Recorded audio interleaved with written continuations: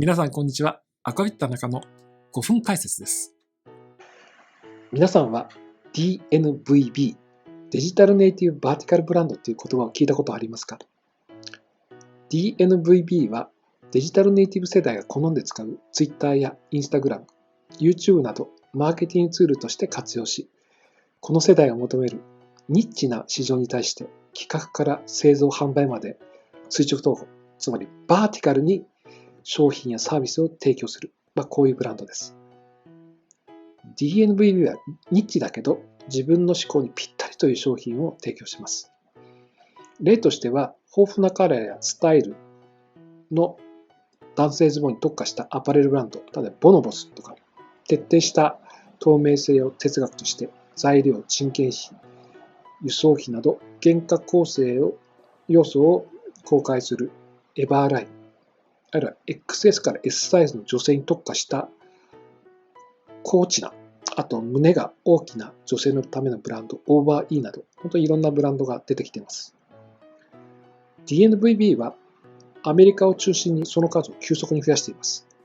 さらに最近ではアパレルだけでなく、コスメやアクセサリー、アウトドア、フード、スーツケースなど幅広い分野へと広がりつつあります。DNVB の大きな特徴は SNS をフル活用していることです。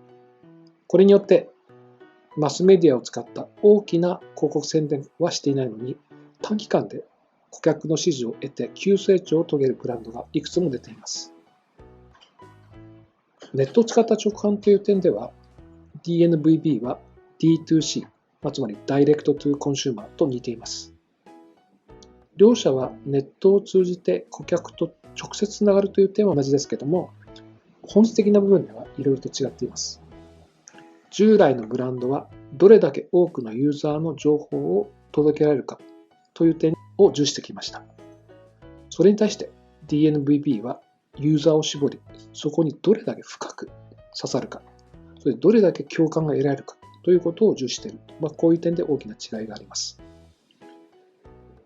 そして DNVB は長期的な視点に立ってブランド価値の向上に重点を置いています。自らのブランドが届けたい価値、重視している思い、あるいはこだわりは何か、さらにそれをストーリーとしてターゲットに語りかけます。そしてそこに共感した人々は SNS を通じて情報を拡散し、それが次のアクションへとつながってきます。生産、流通、広報など顧客を待ち込むことでブランドが競争されていくということになってきます。DNVB と D2C のもう一つの大きな違いは、実店舗を使うかどうかということです。ただし、その目的は販売でなく、ブランドの価値を体験してもらうということにあります。これからの消費の主役はデジタルネイティブ世代です。彼らは物心をついた頃からスマートフォンやパソコンがあって、そして仲間とオンラインでつながるというのが当たり前です。情報を得るルートが以前の世代とは根本から違っているんです。そしてこれから価値観の多様化はますます進んでいきます。ニッチではあるけど自分の価値観にぴったり合うものを求める。そういう傾向は今後さらに強くなっていくでしょう。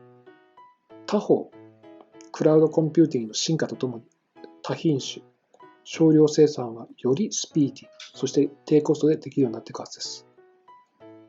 DNVB はまだ日本ではごく少数ですけども、今後急速に成長する分野になるでしょう。これを機会にぜひ注目していただければと思います。